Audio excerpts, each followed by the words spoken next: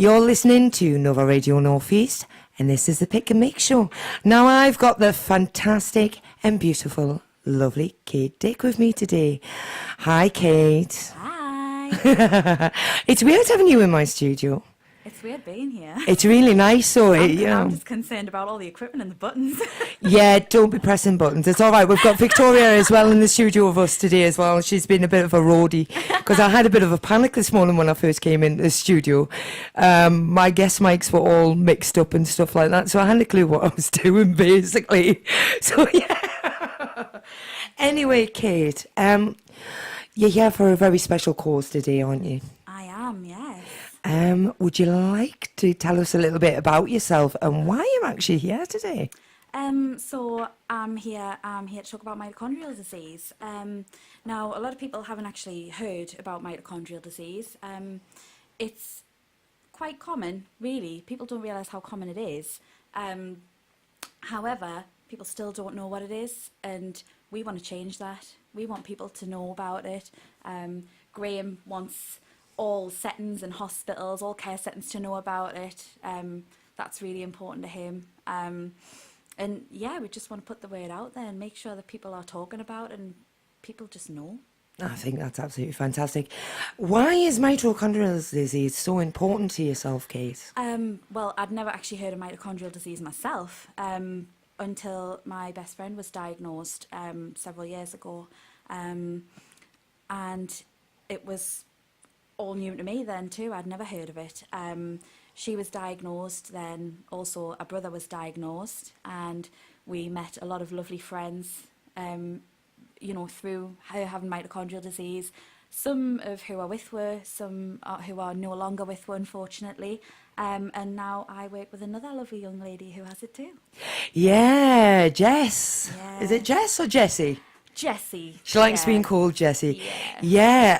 Actually, I got informed last night that one of our presenters, Kev B, is related to her as well. Now, I didn't know anything about that. No, me either. So, yeah. So, Kate, can you tell us a little bit about mitro? Yeah, so, I mean, mitochondrial disease is essentially it is a malfunction in the mitochondria in your cells. So, we'll go for the simplified version, which is in your cells, you have your nucleus, and surrounding that, you have your mitochondria. Now, the main function of the mitochondria is to generate energy for the cells. Obviously, you've got mitochondria in every cell in your body, except red blood cells. Now, in mitochondrial disease, these mitochondria don't function properly, and therefore they can't power the cell properly. Right, which okay, yeah. can cause the organs to not perform as well as they should. Right. And for the person to run out of energy quite quickly. One lovely explanation that we saw on the Lilly Foundation website once was it's like trying to power every appliance in your home from one AA battery. Wow, really? So that's, you can imagine that the person who has mito's got to really conserve their energy. They've got to spread it quite thinly. Yeah, of course. Yeah. In order for them just to go about their daily tasks, really, which is, it's so difficult. Dear me. I mean, there's so many different subtypes of mitochondrial disease as well, which are including but not limited to polymerase gamma or POL1. There is Leigh syndrome, there is Kearns-Sayre syndrome, there is RRM2B, mitochondrial DNA depletion syndrome. That's literally just a small sample of, the types that there are. And it can literally affect any organ in your body. Wow. It causes a wide range of symptoms. So no two patients will ever have the exact identical experience from mito, which is what makes it even more complicated to treat. Yeah, of course. So yeah. the range of symptoms is enormous, but a small selection is epilepsy, the diabetes, heart problems, sensory impairments such as blindness and deafness, poor growth and development, especially in children, gastrointestinal issues, limited mobility. A lot of people who have mito do have to use a wheelchair, even if that's just on occasion. Yes. And respiratory issues is a common one as well, but all those symptoms vary from subtype to subtype. Oh, So bless. it is so It's complex. it's quite complex, It's really, so isn't it? complex. Yeah. Yeah. I mean, Kate, you're a carer as well, aren't you? Yeah. Yourself, and I mean, you care for a lot of people with mitral. Well, cared for three people with Mito. So it's been an experience for me. I've been determined to learn as much as I can about it in order Yeah. to support those people as best I can. I've kind of been thrust into it a bit because I've not only had Well, yes, you have, I've yes. not only had to learn about Mito, I've had to maintain all the other skills that I had related to the job, as well as I was really thrust into having to find out everything there is to know about the social care system, Yeah. about the medical system. It really is a minefield for people to navigate. Even the benefits system, because it's so rare. The benefit system are just like, well, we don't know what They that is. don't really recognise it. It is quite difficult. Dear me. But I mean, it's been brought to media attention recently. Yeah, I heard about There that. was the yes. Charlie Gard case last Yes. year, which it divided the nation, didn't it? It really did, Everybody yeah. was, they were either on, Team Charlie or Team Great Ormond Street, and Yeah. everybody had their own opinion. Obviously, there's a very similar case going on at the moment. Everybody does Yeah. still have an opinion. Yeah, there is, yes. But all that publicity, it brings it into people's minds, and people are like, because now when you say, oh, mitochondrial disease, they often go, oh, is that what Charlie Gard had? Yes. So it kind of helps us a little bit in that it's bringing attention to it and we can explain it better.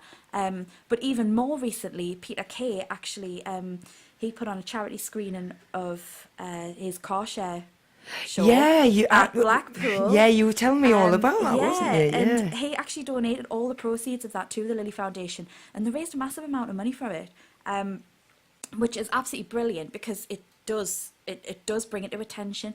And following on the back of that, the lady who founded the Lily Foundation, Liz, she did a couple of lovely newspaper interviews about her own experiences with mitochondrial disease with her daughter. And it's getting it out there. That is the main thing in our eyes, Peter Kay as well. I mean, he's such a Yes, big name. it is. Everybody It's knows who massive. Peter Kay is. It's massive. You know, I mean, he's that's a not his- legend. Yeah, you know? I mean, it's not his first involvement with the charity. All right. They have something every year called the Lily Foundation, the Butterfly Ball.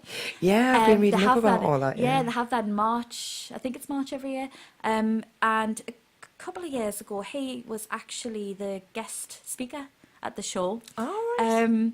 So it's not the first time he's been involved in charity, but I mean, there's been other celebrities involved with the charity. Lucy Speed was the patron. I think she still is. She's an actress. There've been many other. Simon Cowell. Wow, really? Simon Cowell? did a little, Mr. High Pants himself? Yeah, he did. Wow. He did a little video asking people to support the Lily Foundation. The cast of Cold Feet Oh, got right, involved. yeah, yeah. So, the more high-profile names that get involved, the better it is. Because, That's absolutely fantastic. People don't necessarily know charities. People don't necessarily know diseases, but they know celebrities. Yes, exactly. Now, me and you were actually having a conversation in my house yesterday before, obviously doing the show. Yeah. We sort of like sat down and got together and put heads together and worked out what we wanted to say to each other, really. Because, you're in the studio with me now, Kate, and, I know you so much more than that as well. Kate's actually a friend of mine. And you know something, the amount of work this lady does is unbelievable. She never stops, ever. Even when she's sitting having a drink in the pub with us lot, she never ever stops trying to fundraise. We're sitting in the pub and we're sitting chilling out or having a game of pool, and she's like, come on, we've got this to do, or we've got that to do, and we've got the charity box behind the bar and everything. It's just, she's just amazing. You really are truly amazing, Kate. I don't know how many people have ever said that to you, but I'm one of them. So Thank you. so, right, Kate, that'll be our first 10 minutes of today's segment. Now, we've got a very, very special song coming up for you next, actually. And this is actually for our friend Jessica, who we lost back in December of last year, actually, and she also had mitral. Would you like to tell us a little bit about Jess, actually, and why this song is so special to you? Well, me and Jess have been best friends since really we were children. I think about 6 years old. So, you know, coming up 25 years, we've been friends. Long time. It is. Unfortunately, it is a long time. She would have probably told you the same. Yeah, she was a bit of a handful, was our Jessica. But yeah, we'd been friends for a long time. And when we were 15, Jess actually started having seizures, and it wasn't until later on that they realised it was actually mitochondrial disease. I cared for Jess for about 1.5 years until she passed away. Yeah. And she inspired me and Graham, who was Jess's partner. Yeah. She inspired us to fundraise for the Lily Foundation because she was always thinking about it, and it was something that meant a lot to her. Yeah, she was very passionate, was our Jessica. She was. And when she passed away on Boxing Day, I mean, you were there, you and Vic were both there. Yes, we were, yeah. We went out on Boxing Day night after she passed away, and we decided we'd go and have a drink in her honour. And Yes. we decided that night we decided we were going to raise £1,000 We for did, the Lily yes. Foundation in Yes. 2018. So that was, you know, that was a goal that we had. We wanted to do that, you know, something special for her, really. We wanted her to have a lasting legacy. Yeah. And that was really important to us. And this song was important to Jess. Jess just took up a little hobby of learning sign language. She did, yes. did, And she was yeah. quite good at it, actually. She was, She really and was. we Quite we all impressive. knew sign language by the end of it. And she particularly liked signing this song, especially when she was in hospital. It kind of helped us, you know, get her hands moving again Yeah, and get her it did, yes. concentrating, and it just gave her a lot of pleasure. And this song was a song that she liked, regardless of the signing, to be honest. And I know it's still special to us now, so I think she would have liked it if we'd played that one. Okay. Well, without further ado, I'm going to actually play the song that Kate is referring to. This is Ed Sheeran, Castle on the Hill. Now, I'm also going to be talking to Kate just a little bit later as well. And we're going to be talking a little bit more about mitochondrial and also the Lily Foundation and also little Jessie. So this is Ed Sheeran, Castle on the Hill.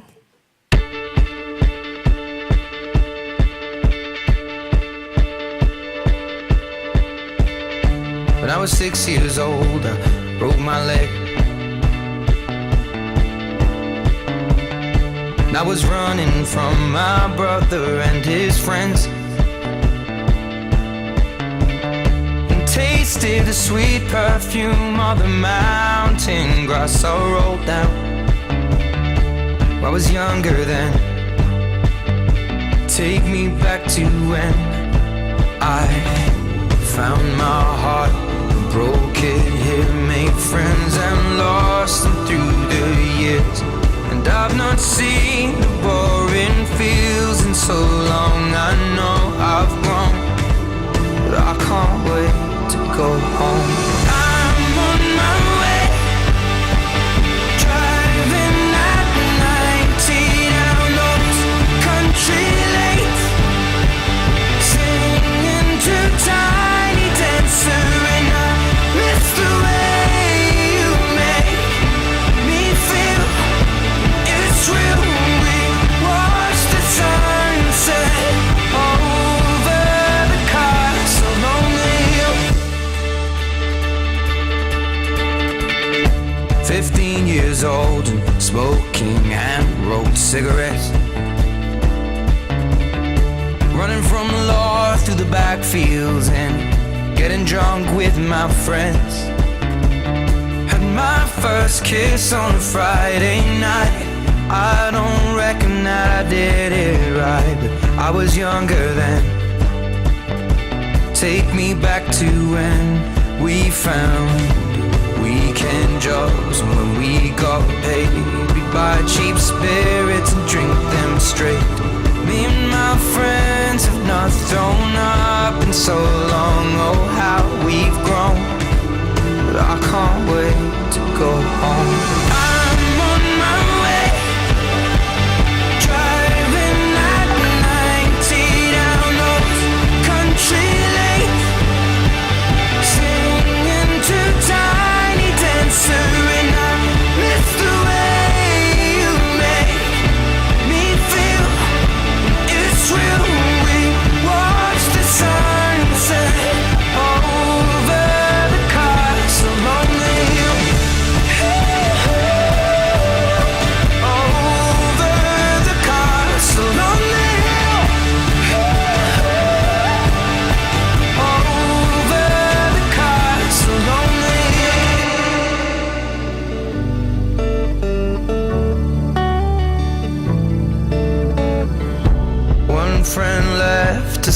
clothes. One works down by the coast. One had 2 kids but lives alone. One's brother overdosed. One's already on his 2nd wife. One's just barely getting by. But these people raised me, and I can't wait to go home. And I'm on my way. I still remember these old country lanes when we did not know the answers. And I miss the way you make me feel it's real. We watch the sunset over the castle on the hill. Over the castle on the hill. Over the castle on the hill.